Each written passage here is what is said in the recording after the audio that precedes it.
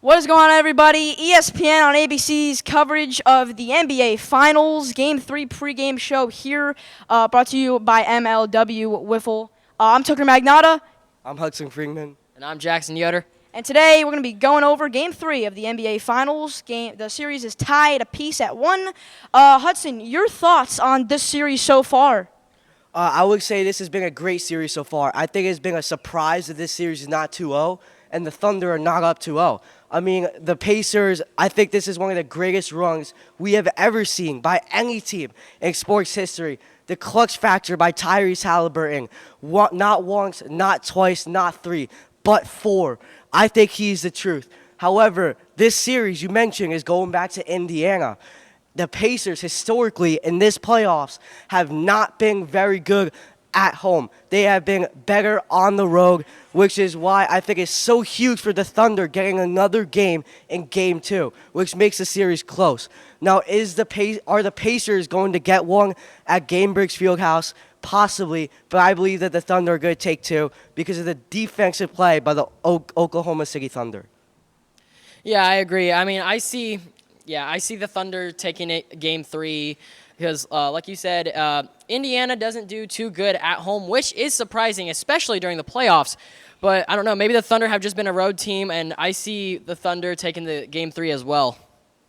Yeah, and touching base on that, I mean, like you said, Tyrese Halliburton has been clutch, and he's kind of been a role player for them. And he's averaging, like the past couple games, 13, 15 points, but he's getting the clutch shots. And that's what's going for Indiana. They're clutch. They've had a bunch of comebacks, down 15, down 20, and it's happened like multiple times, against the Knicks, against the Thunder, and there's so many clutch moments for the Pacers.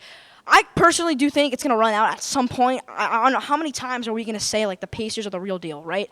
But the Thunder overall, they're the best team in the NBA. I stand on that, and I think they end up winning this game by a lot. And like you said, Indiana is not very good at home. So I think Oklahoma City takes advantage of that.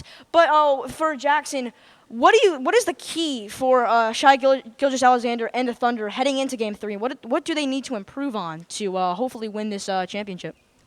I'd say the defense is pretty good, but one thing I'd see, just improving more on the offensive side of the ball, maybe, spreading out more, passing the ball a little bit more, getting some guys open, get more shots up.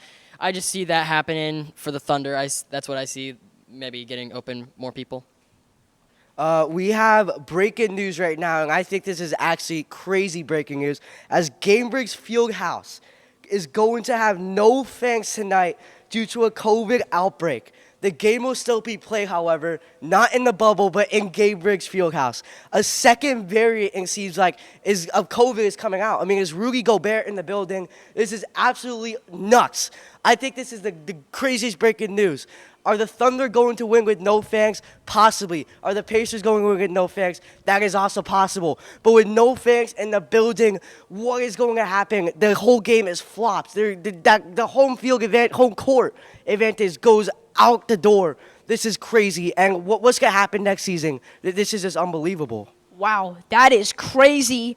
I mean, home court advantage is so big in the NBA playoffs. And like you said, Rudy Gobert, is he in the building? Like this COVID outbreak, this ended a year ago or so. I thought we were done with this COVID outbreak, and now it's completely back. The world's going to shut down again, and the NBA playoffs aren't going to be the same. We'll see how it goes. But that is going to wrap things up here on the pregame show of the NBA Finals Game 3.